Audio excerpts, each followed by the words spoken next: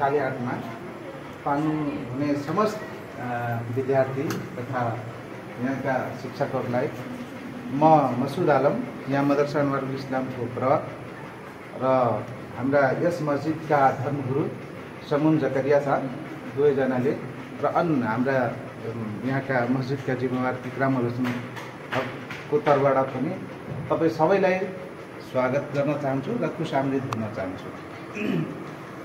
तपाईहरु यहाँ आउनुभयो धेरै खुसी लाग्यो। मलाई लाग्छ मेरो जीवनमा फर्स्ट चोटि कुनै पनि स्कुलको विद्यार्थीहरू हाम्रो मदरसामा मस्जिदमा आउनु भएको छ।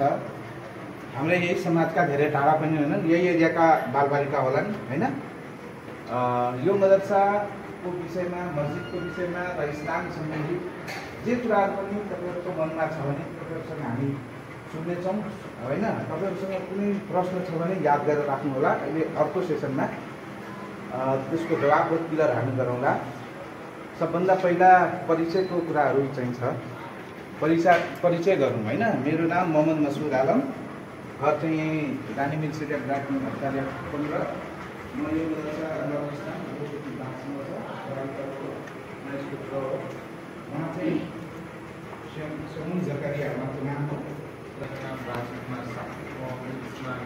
शिक्षक। नमस्कार, म राकेश कुमार कर्ण, इस्लामी शिक्षक। नमस्कार, सम्पूर्णमा म मन्दिरा भट्टराई, इस्लामी शिक्षक।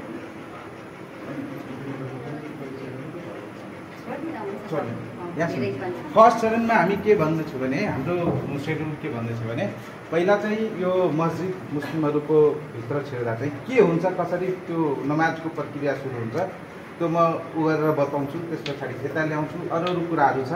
त्यसपछि यो हाम्रो जुन यो किताब छ यही हो कुरान, धर्म ग्रन्थ हैन, धर्म ग्रन्थ हैन।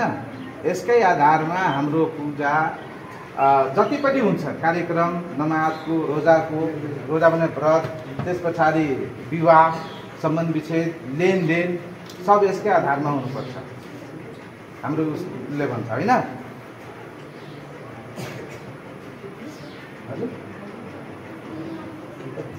यो कुरान जुन छ यो हाम्रो जीवन पद्धति हो।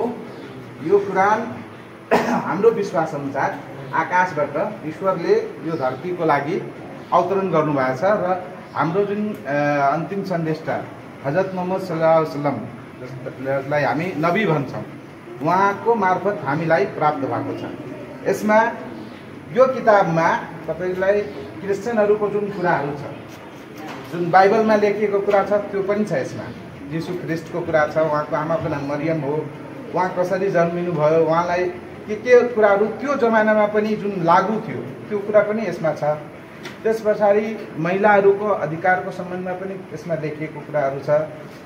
युवाहरूको लागि, ज्येष्ठ नागरिकको लागि हैन, विवाह गर्ने तरिका र सम्बन्ध विच्छेद गर्ने तरिका, कोसँग बिहा गर्न पाउने, कोसँग नपाउने त्यो पनि यसमा छ र यसलाई हाम्रो विश्वास